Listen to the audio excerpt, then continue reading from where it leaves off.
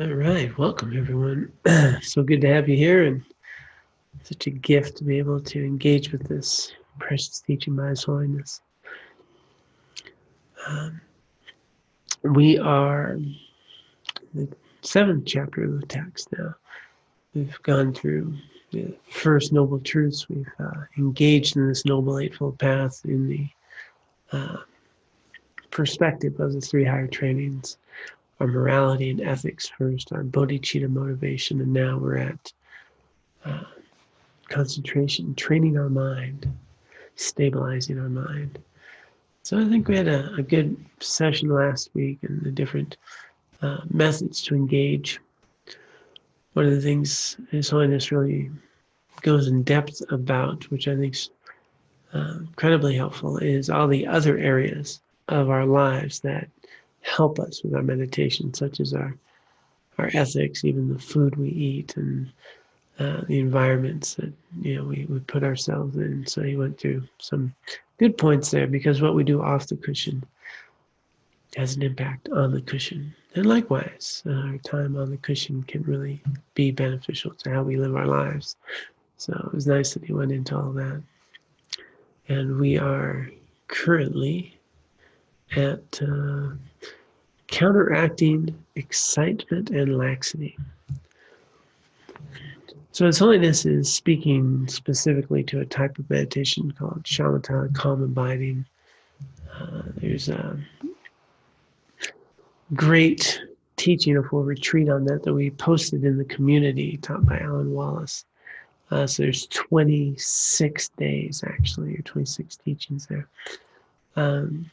So it's a retreat that he gave on Shamatha. So if you do have time and really want to get down to some really precious teachings on practicing Shamatha, it's in the Way of Compassion Dharma community. We posted all 26 days. So it was a teaching retreat that he did down in Australia. So really wonderful. But we're going to go over some of the basics here, and we've already begun in last week, and now this idea of developing our attention to, train our mind to be present, clear, to abide where we choose to place it, to not be this very scattered, obsessive, busy mind that's just dragging us around, to tame our minds, essentially. Establishing a practice, being consistent, setting up those conditions His Holiness talked about. And now he's noting that 2 of the bigger sort of impediments to achieving a calm mind, and that's where we're at. So let me share the screen here.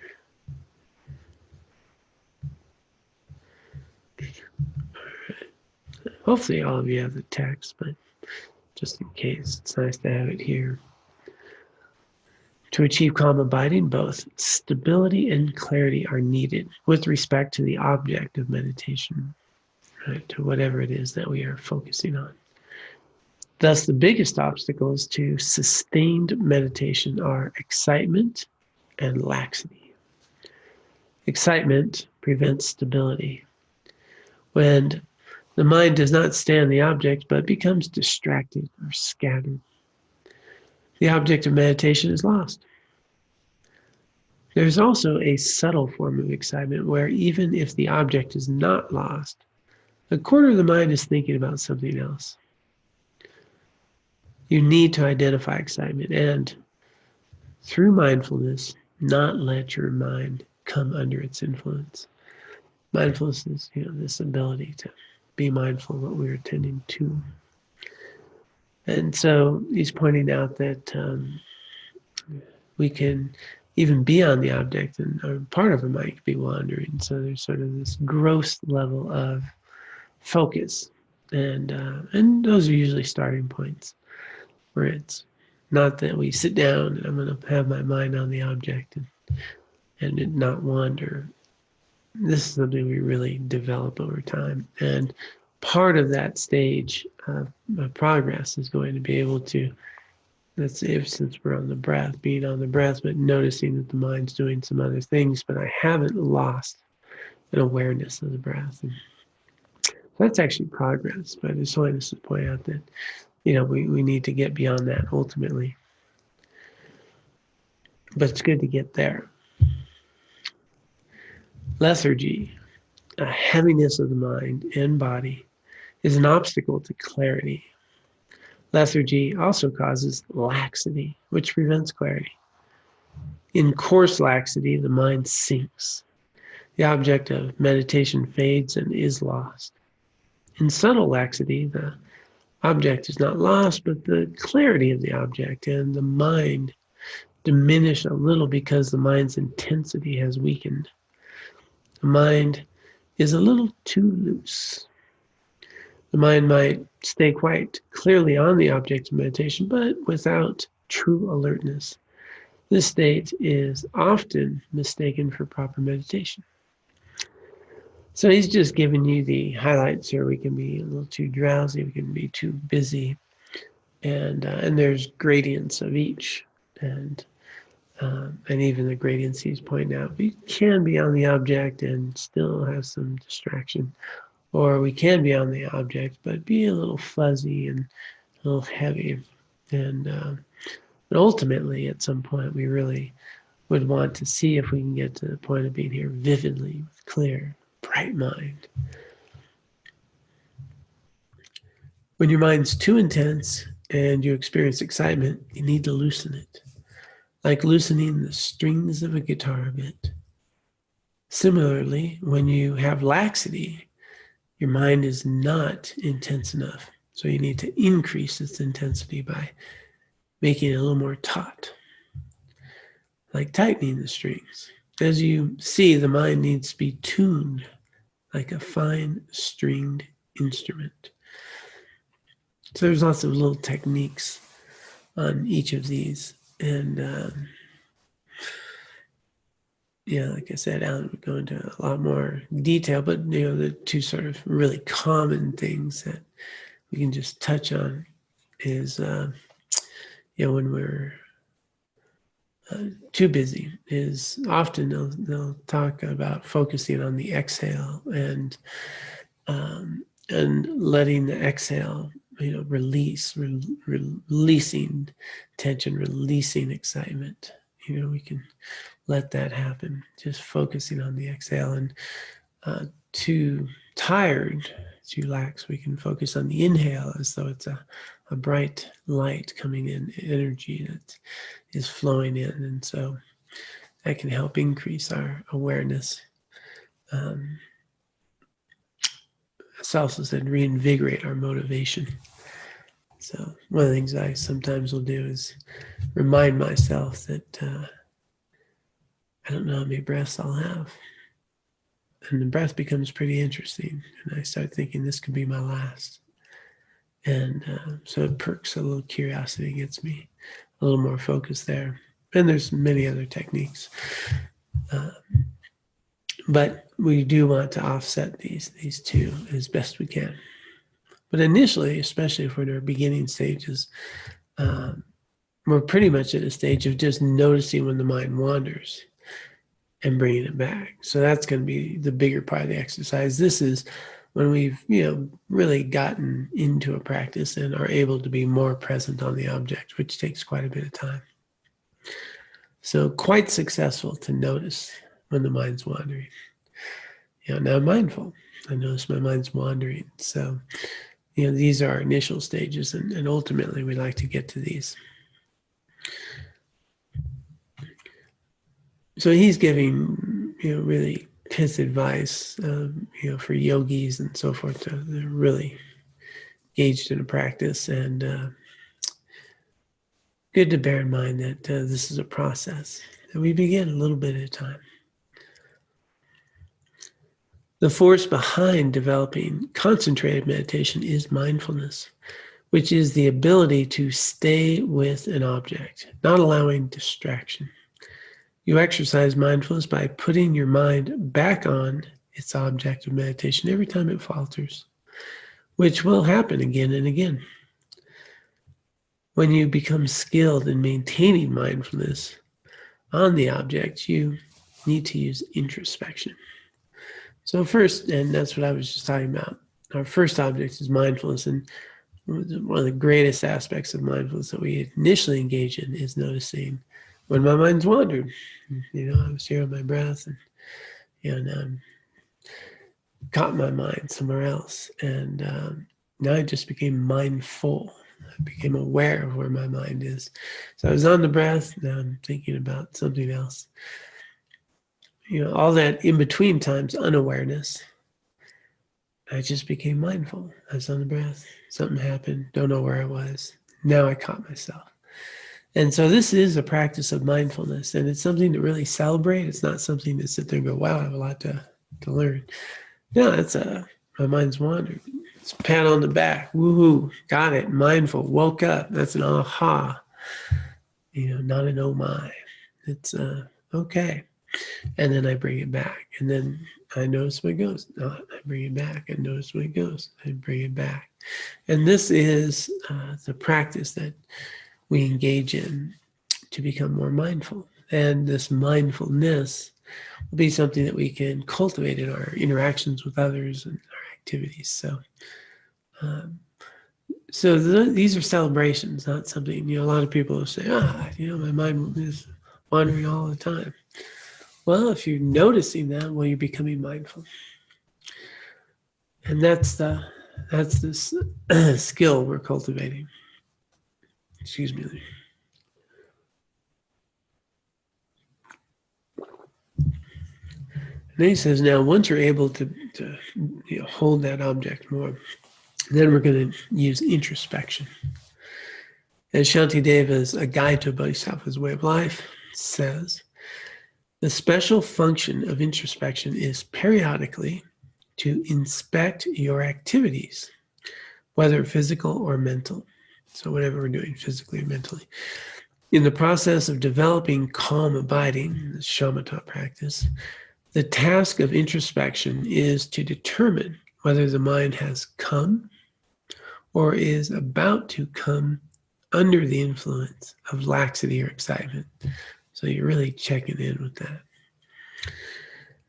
At the start, periods of laxity and excitement are strong. We get busy or we get tired. But with effort, these become weaker and less frequent, and the periods of being able to stay on the object lengthen. Gradually, even subtle laxity and excitement lose their force and disappear. Ultimately, the ability of the mind to stay one-pointedly on the object, free from the faults of excitement and laxity, increases. When through mindfulness and introspection, you can sustain the continuum of holding the object, it is possible to achieve concentrated meditation within 6 months. That's a traditional teaching, within 6 months. Initially, you must forcibly put your mind on the object of meditation with great exertion. Then, from time to time, you engage the object without great exertion. Then you engage it in a relaxed way continuously. And finally, you spontaneously stay on the object without needing to make any effort to remove excitement or laxity.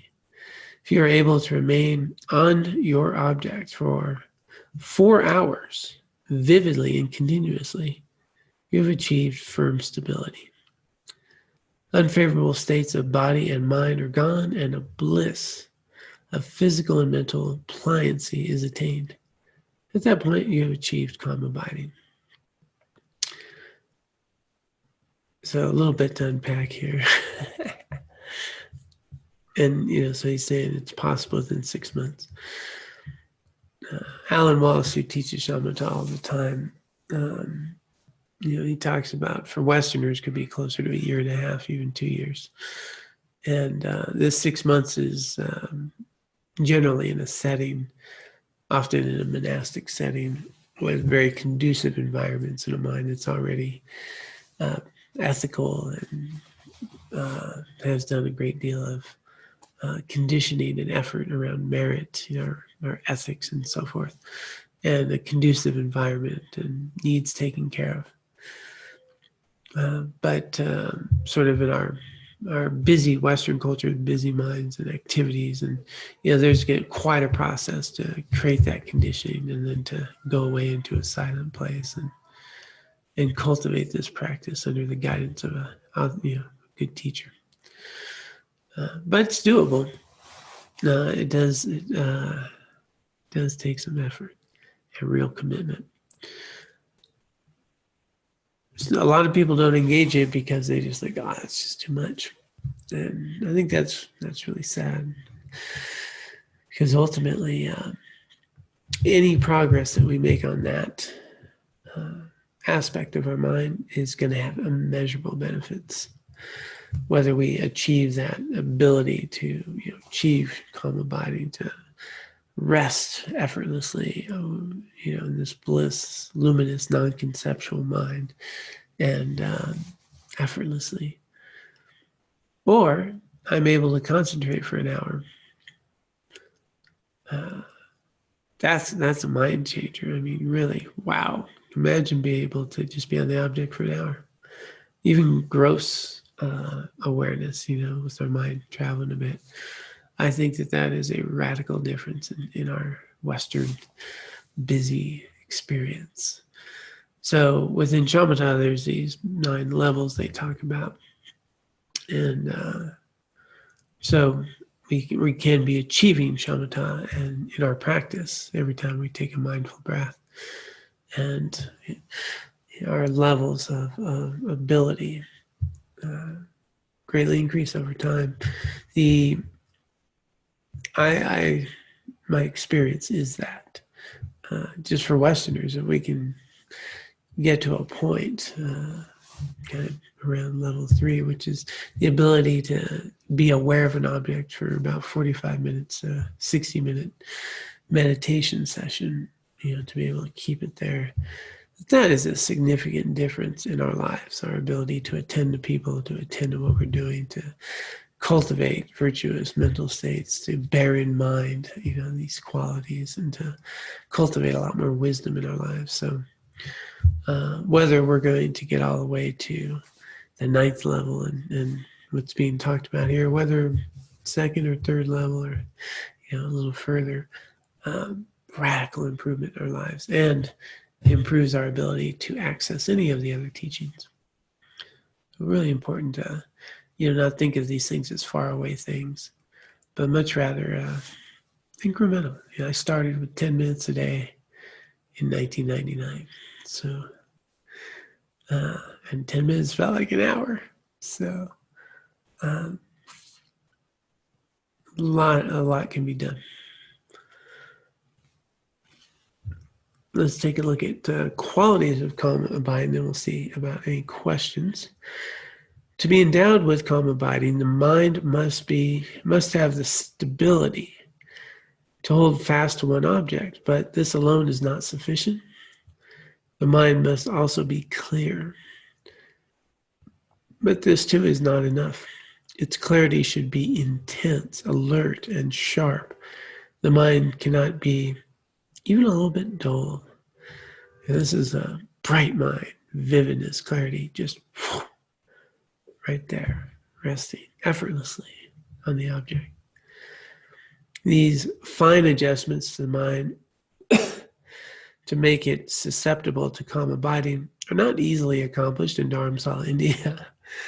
One of the Tibetans practicing concentrated meditation told me that the cultivation of one-pointed concentration was worse than imprisonment in a Chinese jail. So that's inspiring. So it takes an effort. Because it is difficult, it is important to prepare carefully, moving from step to step. Do not push yourself too hard, especially at first. Otherwise, you run the risk of becoming upset or even having a nervous breakdown. Alan Wallace speaks a lot to this, of his effortful thing, which was not helpful. The goal here is a daily practice where you choose an object of meditation, and as you focus on it, try to achieve and maintain stability, clarity, and intensity. So he's just inviting us to take it easy. This is too forceful, not so good. Create the conditions, ethics, and good environments, loving kindness in our lives. Start with shorter practice sessions, and remember, when this is for a long haul, there's no hurry to get here. Let me take a quick look at this here.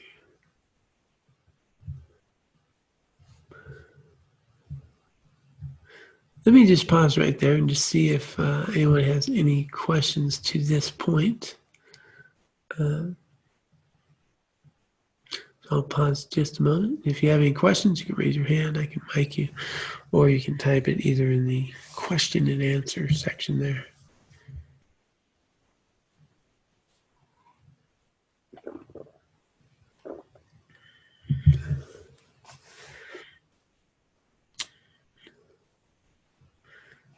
Okay, not seeing anything. Steve, just raise your hand anytime. Concentrating on the mind itself. Oops. Calm abiding can also be achieved through daily meditations on the mind itself. Okay, so this is, we can have the breath, we can have the image of the Buddha. We talked about different things that we can focus on. But we can also focus on the mind. And it's another type of shamatha practice, focusing on the mind as the object. One of the advantages of observing the mind now is that it will strengthen your ability to manifest the mind of clear light as you're dying. First, identify the mind's essential nature of luminosity and knowing, unsullied by thought, and then concentrate on it. This is among many levels of thoughtlessness. I will describe meditation on the Ultimate Nature Mind, Chapter 10, so he's going to unpack that. To prepare for concentrating on the mind itself, you need to overcome emotional obstacles by engaging in the accumulation of positive merit, such as through developing compassion, as discussed earlier. So this is a critical point here. A lot of people, especially here in the West, we're in a hurry. We want to meditate. We want to learn to meditate. We don't recognize that my mind's going to be really related to how I treat others and what my environment's like. And so creating merit, spiritual merit, positive potential is the way I like to explain that. This conditioning of good karmic imprints and conditions and environments, of ripening my mind, of purifying negativities. This is all going to be critical for us to make any progress, whether it's in meditation, whether it's in insight or wisdom, any peace of mind in our lives. So this spiritual, this positive merit that we want to accumulate through virtuous activities, through cultivating compassion, good ethical behavior, and many other ways to engage in that. But it's the fertilizer of our spiritual growth. And it'll remove a lot of things that would be obstacles otherwise. The next step is to become familiar with the nature of your own mind. The best time for this is early in the morning, just after waking up, but before all your sense faculties have become active. Your eyes are not yet open. Look at or within consciousness itself. This is a good opportunity to experience the clear light nature of the mind. Do not let your mind think on what has happened in the past, nor let it chase after things that might happen in the future. Rather, leave the mind vivid, without any constructs, just as it is, in the space between old and new ideas.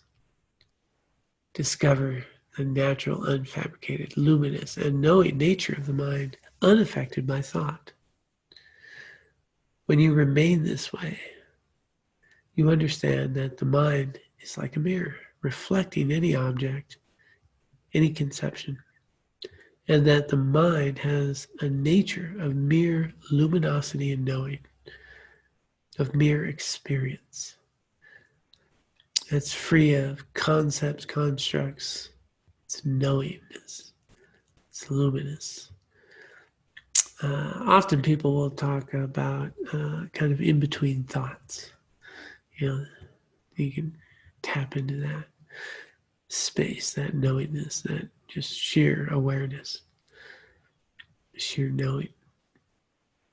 So, and His Holiness is saying that can happen in the morning. You really need to prep for that. You have to have the intention to do that. You got to practice. It's not one of my strengths. I'm going to tell you that right now. Morning's not my thing as far as this practice.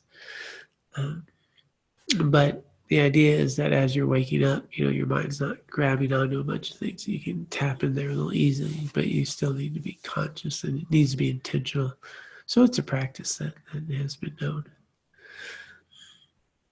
But you can also, of course, get to know it in other ways, in actual meditation. After you recognize the nature of the mind as luminosity and knowing, stay with it. Using your powers of mindfulness and introspection, remain in that state. If a thought comes, just look into its very nature, and the concept will lose its power and dissolve of its own accord. Sometimes with exertion, you can prevent a thought from fully forming. More likely, though, when you reach this state of recognizing the basic, unaffected, unfabricated nature of the mind, thoughts will dissolve as they form. And even when they do come, they will not be powerful. Know that just as the waves on the ocean were made of water, thoughts are made of luminous, knowing nature of the mind. And through continual daily practice, thoughts will weaken and disappear without other exertion. So this is, ultimately when they talk about achieving shamatha, you're resting your awareness in just the just pure luminosity, non-conceptual nature of the mind. You can just rest there and sheer experience. This practice of meditation itself sharpens your mind, improves your memory, qualities that are certainly useful beyond spiritual practice, whether in business, engineering, raising a family, or being a teacher, doctor, or lawyer. This practice also helps on a daily basis with anger. You get irritated, you can concentrate on the nature of the anger itself and thereby undermine its force. Just fades. Another benefit of such mental training emerges from the close connection between body and mind. When you are young and physically fit, your body is powerful. It is particularly valuable to begin training then, so that as you age, your mind stays fresh and positive through the body's changes. After all, the human brain is a special endowment, and it would be a pity to let it weaken through neglect. Surrendering its powers to age until animal-like, its only job is to take care of the body. Now, that doesn't mean if we're old we shouldn't start. It just means, there's an opportunity when you're young. For practitioners, early mental training, and especially concentration on the mind, is important preparation for the final day, when your mind must remain clear and sharp, to make use of special techniques during the stages of death, or at least to influence rebirth in the next life. Dullness of mind at this critical point can be very dangerous. A real guarantee for a good rebirth is to be able to conduct your practice during the stages of dying.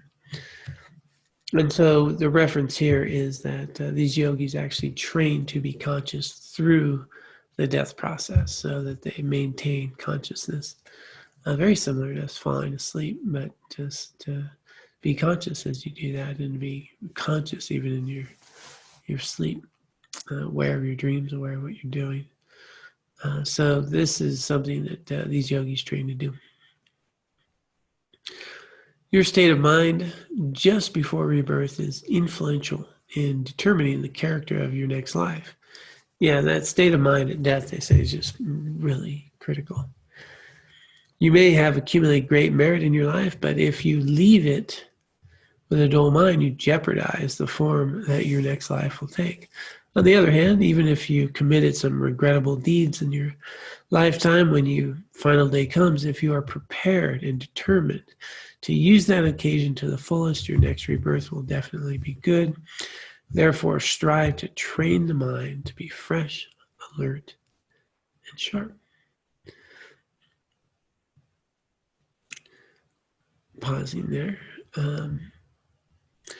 And so here, these teachings at the time of death is so valuable for all of us, whether we have that clear mind or whether we've got a dull mind. The state of mind in terms of, is my mind as I am passing a mind of compassion, of wisdom? Am I grabbing on to wanting to live longer and to cling to something, or am I embracing the transition of the next opportunity? Is there anxiety and fear, or is there peace and love? I talked to a pretty great yogi once who told me, through all his teachers are good yogis, that as long as you're dying with compassion, loving kindness in your mind, things are going to be okay. I like that because there's so many, so easy to be caught up in fear and what I didn't do right and all that.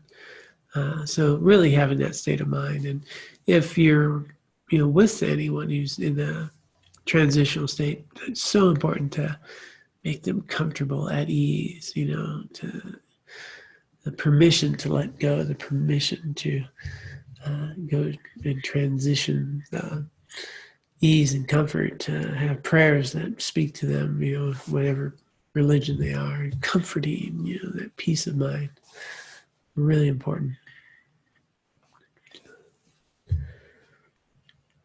Let me just pause right there and see any questions popping up or comments. You can either raise your hand or type in a question in the Q&A. Got about 8 minutes. I don't know that I would have time to get to the whole next section. Yeah, no. We'll pause there.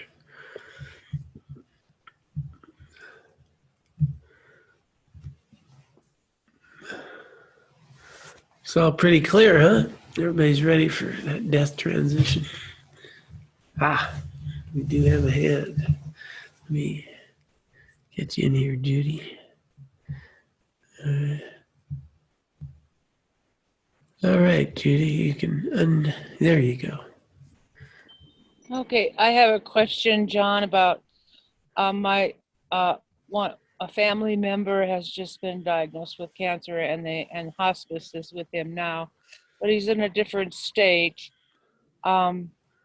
And I said I would send a card, but I don't know what to say. This is the first time this has ever happened, where the family members are talking to, going to see him, and death is inevitable.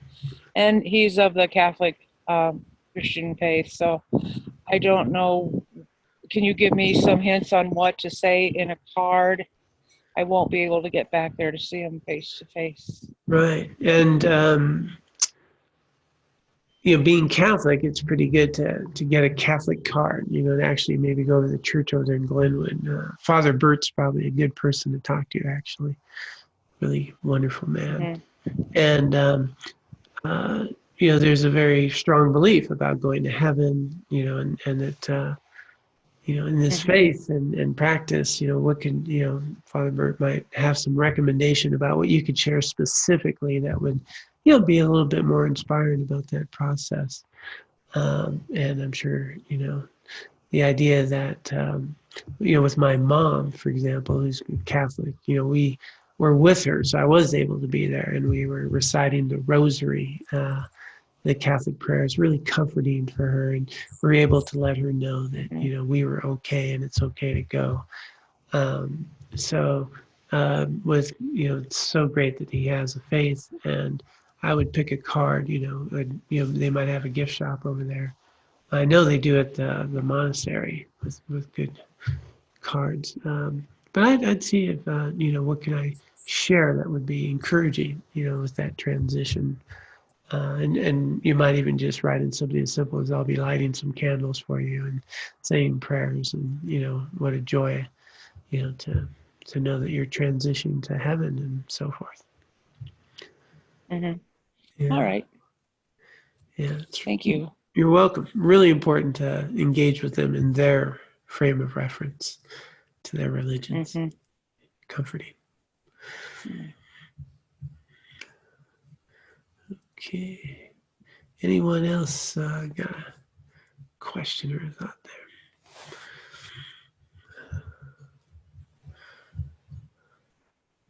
Carla, let me. Okay.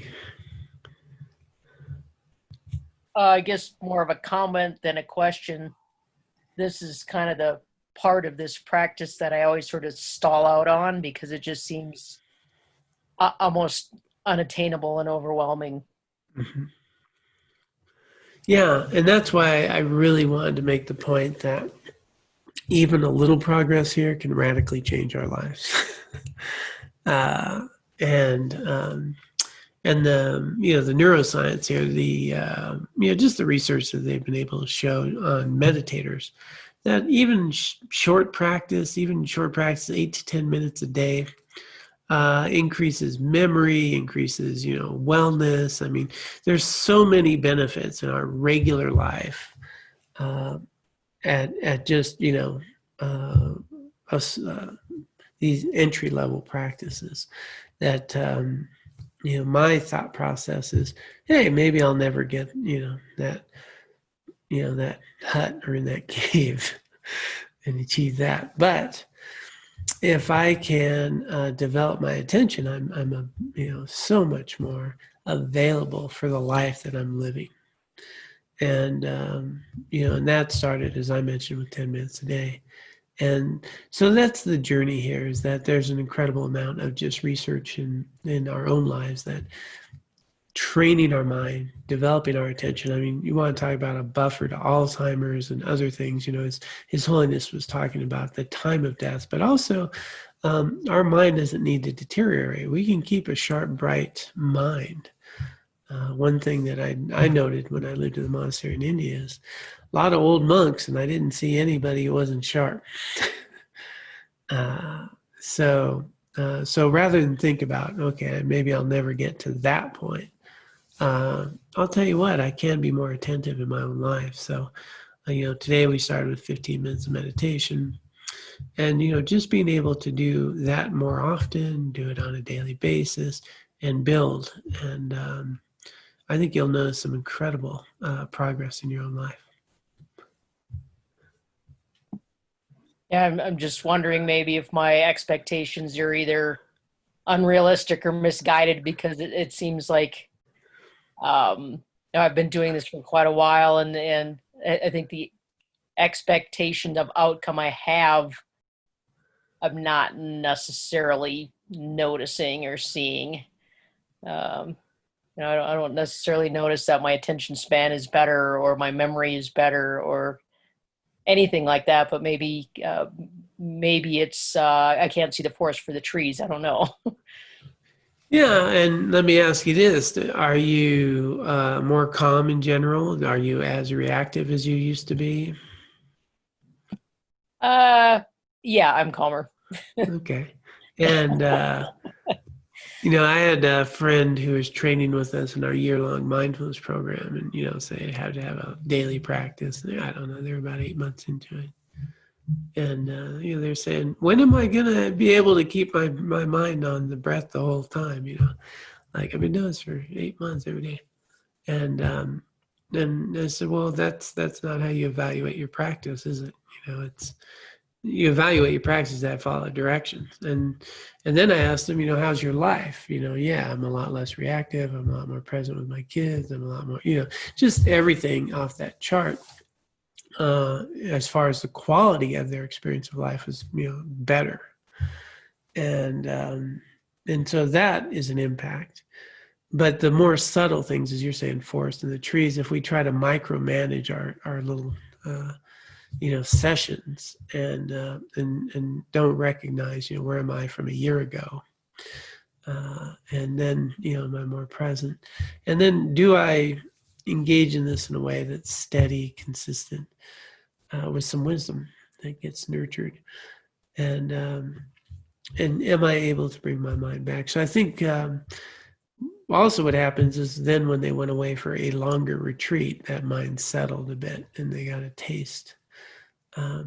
But I think people get caught up in that taste or some idea, as you're pointing out, that we might have an unrealistic expectation versus, it's really hard to note the subtle improvement.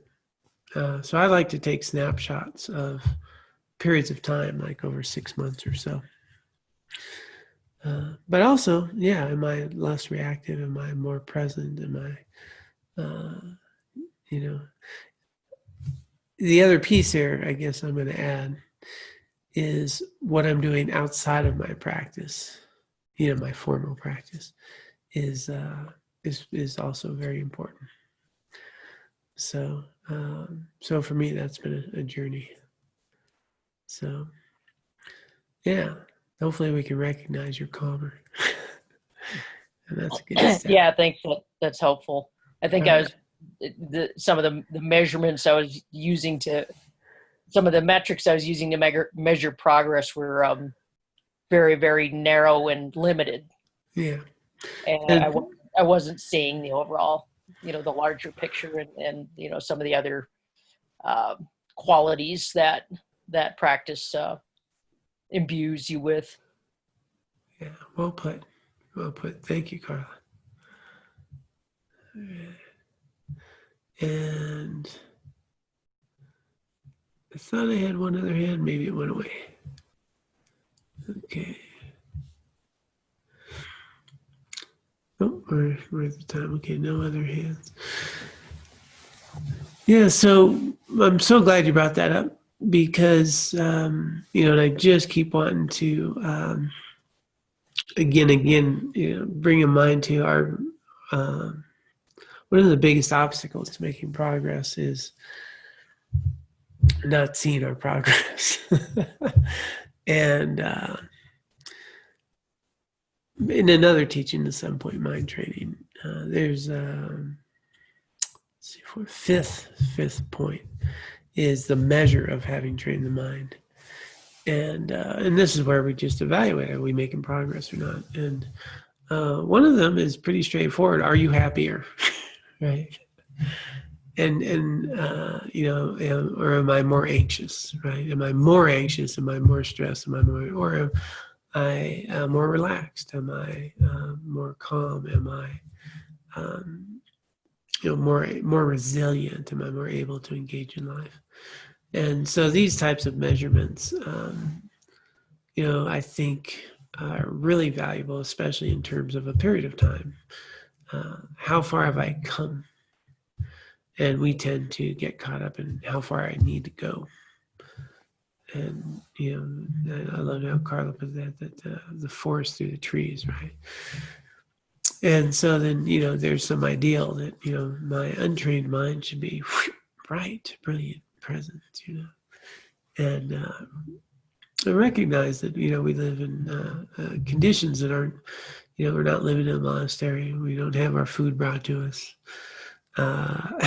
We've got a few things to have that mind get distracted on. And so within this environment, the medicine that we're taking, is having an impact, but it's, I've got a little bit of medicine and I've got a lot of samsara. And so it's going to be this very incremental thing. But it's such a good thing because it keeps ripening and it gives us an inertia and a path. So the pith instructions are abandon all hope and fear. all hope that it'll be like this, and all fear that it won't be like that.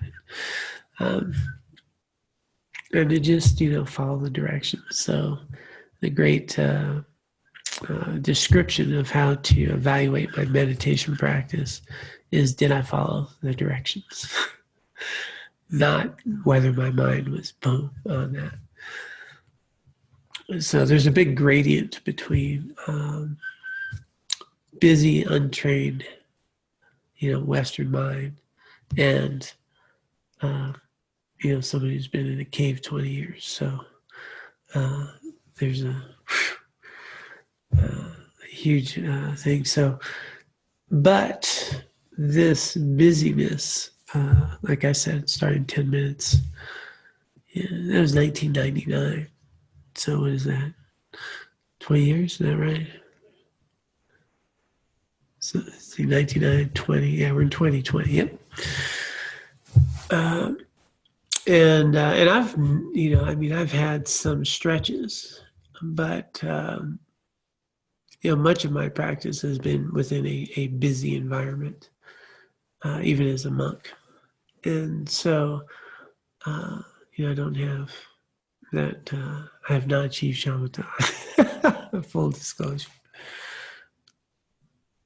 And my mind can be all over the place when I meditate. But I'll tell you what, my ability to engage in life is, just off the chart better than it used to be. So, little bits.